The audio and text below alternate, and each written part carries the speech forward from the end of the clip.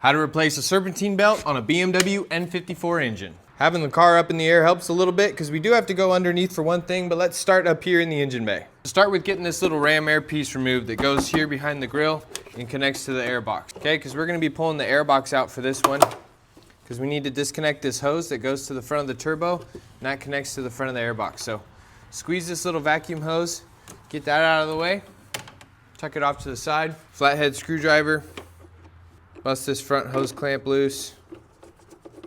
Go back here, bust this rear hose clamp loose that goes to the back of the air box.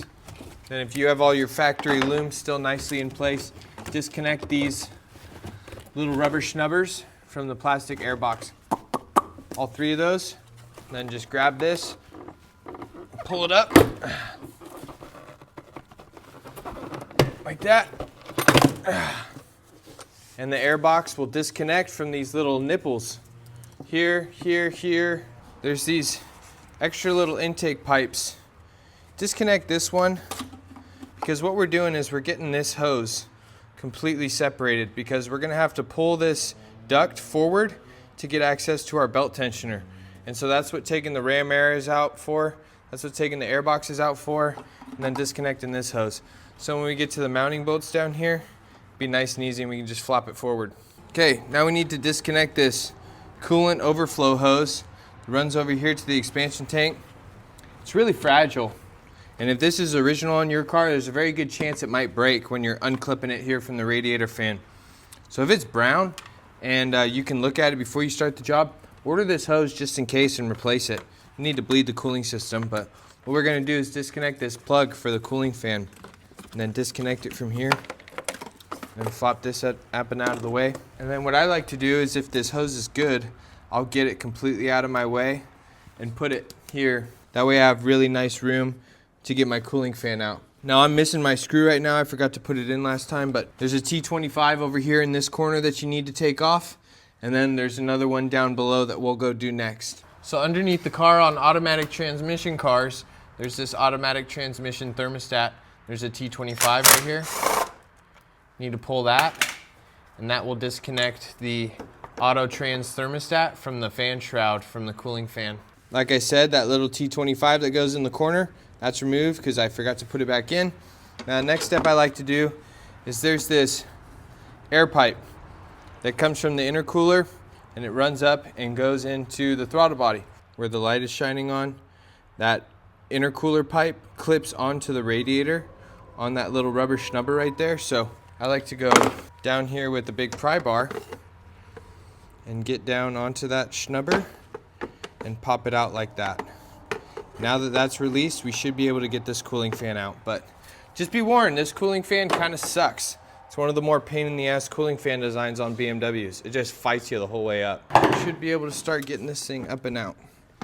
Now it kind of helps if you kind of push on that intercooler hose with your hand, and then I just sort of walk it side to side, left to right. You need to clear the corners here on this core support. And these oil cooler lines kind of get in the way too, but just keep wiggling back and forth.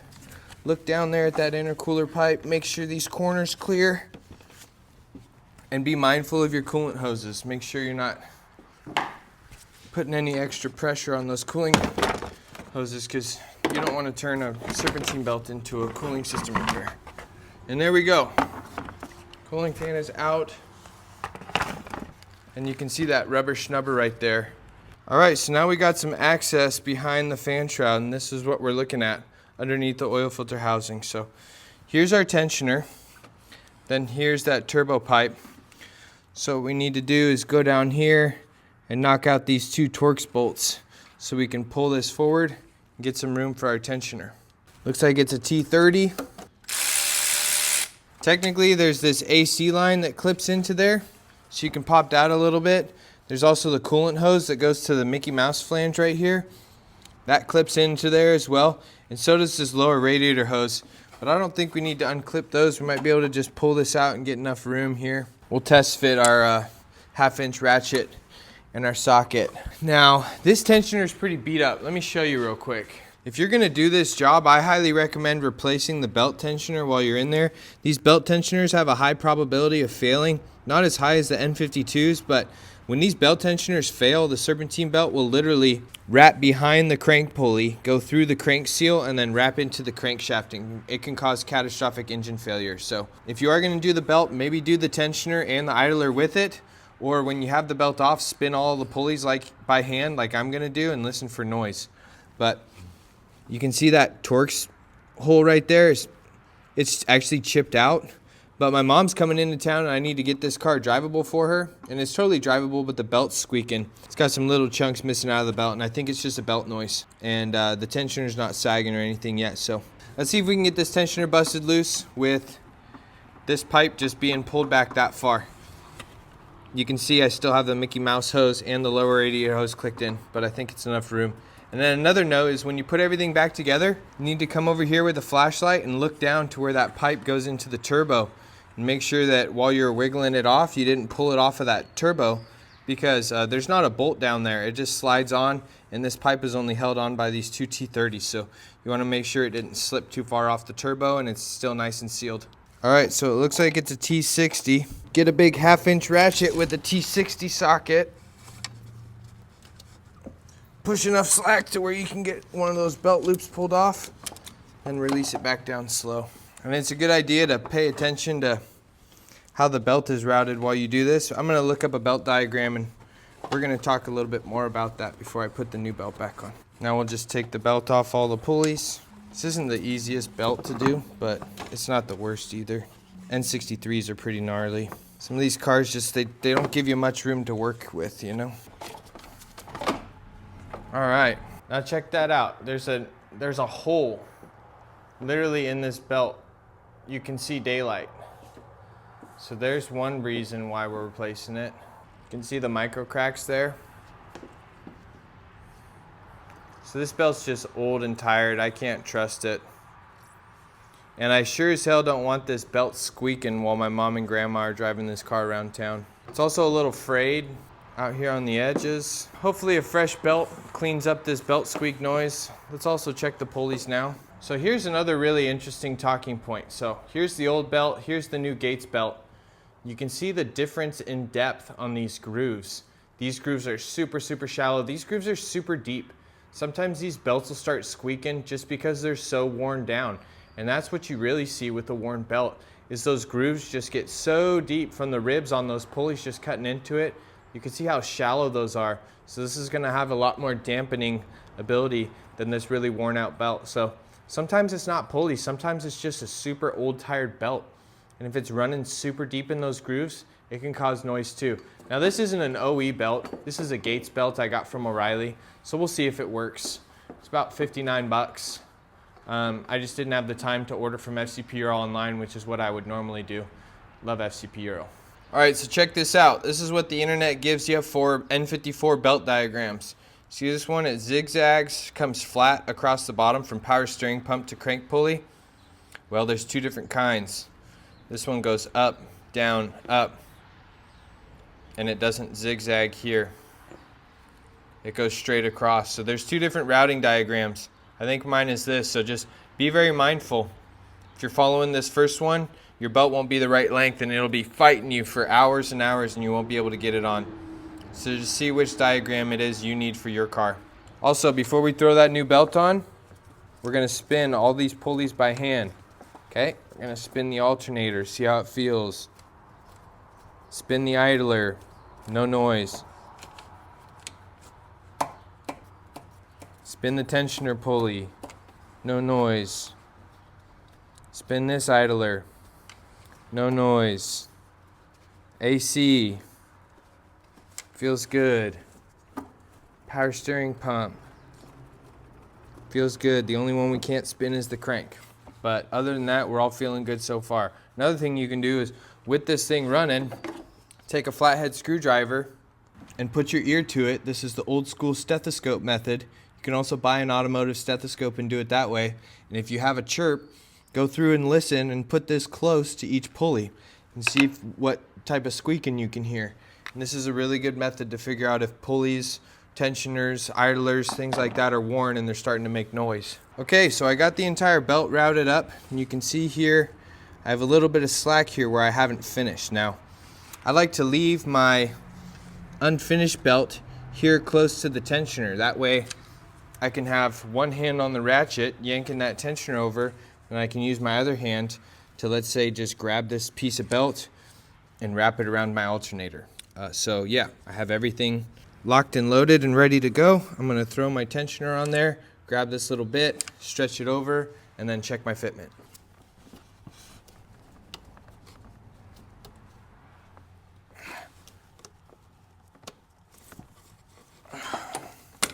Okay, that looks really good. That went on pretty easy. Last time I did this, I was using the wrong diagram, and it was just fighting me the whole time. This is a perfect example of why you need to go through and check every single pulley by hand once you're done with the belt. See down there? I missed a couple ribs on the AC compressor, so I need to go through, give myself some tension again, reach down, and get that belt fully seated onto that AC compressor pulley. Because right now we're sitting a couple ribs back, and I've said this before, I'll say it again. If you are off one single rib, that rib will shear and cut off of the belt, and it'll start whipping around, and it will slice your radiator hoses open, and it will cause so much damage. And then you can actually develop a coolant leak, overheat, and blow a head gasket. I know because that happened to a customer. I left the AC belt hanging off by one rib. That one rib came off. It started whipping around like a whip, sliced through the lower radiator hose. She dumped her coolant, blew the head. Then we had to buy the car. Another thing you can do, and that's what I'm going to do right now, is stick a bolt on the crank pulley and just rotate the engine over by hand and just double check all your pulleys. If they're off by like one little rib, sometimes just rotating it over like this can cause it to jump back on. Alternator's good, tensioner's good, second tensioner pulley's good, idler's good. Alright, so we're in good shape. Next step, push our turbo intake pipe back in, double check our mounting point onto the turbo, make sure it didn't slip off any, which it didn't, it's still nice and flush. Take our T30,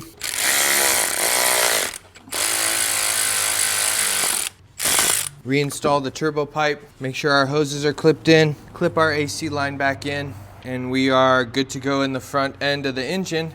Next thing we'll do is drop our cooling fan back down real quick. Same process as before. Be gentle, go slow, avoid the upper and lower cooling, the radiator hoses.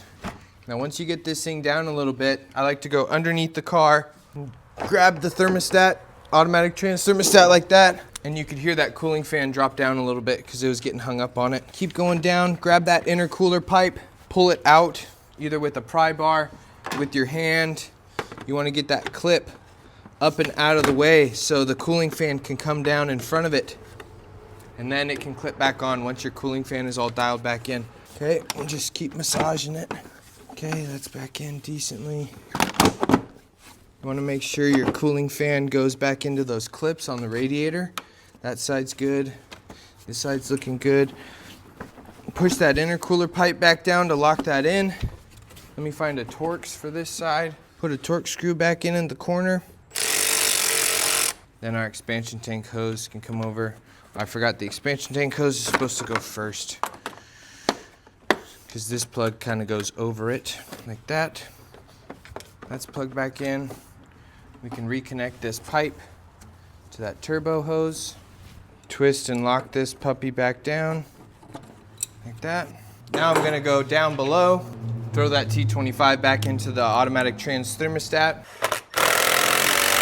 Now we can put the air box back in. So capture that rear hose, capture this front hose.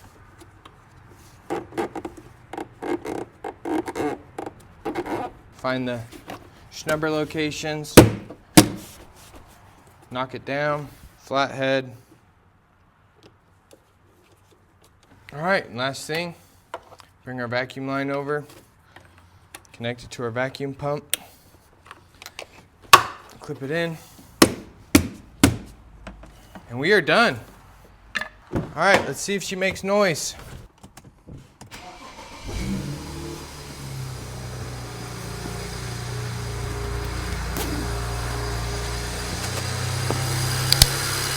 we fixed the belt squeak, guys. That's all it was, just an old belt.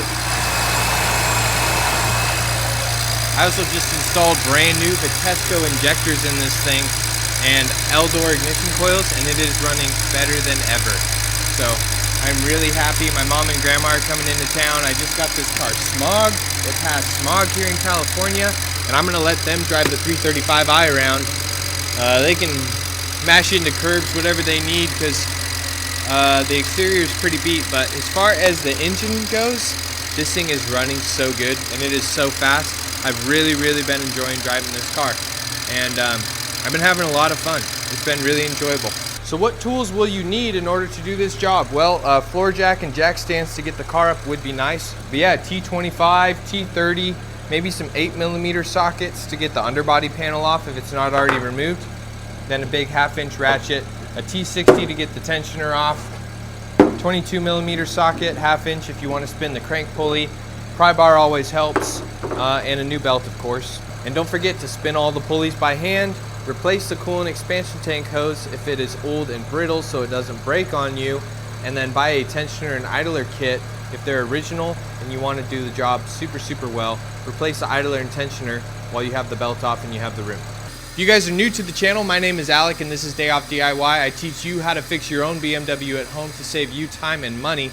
If you happen to have a BMW N54, I have a whole playlist on this car, from replacing both turbos, replacing the injectors, cooling system overhaul, oil pan gasket replacement, oil filter housing, carbon removal on the intake valves. I show a lot of different repairs, especially a lot on E46s and other BMWs. I also gave a car away this last year in March, and I'm hoping to keep growing the channel so I can continue to give more cars away to you guys for absolutely free and just keep showing you how to do repairs. So if you enjoyed this video, if it was helpful, or you'd like to see more of this type of content, please like the video, drop a comment down below, let me know your favorite part, and subscribe to the channel.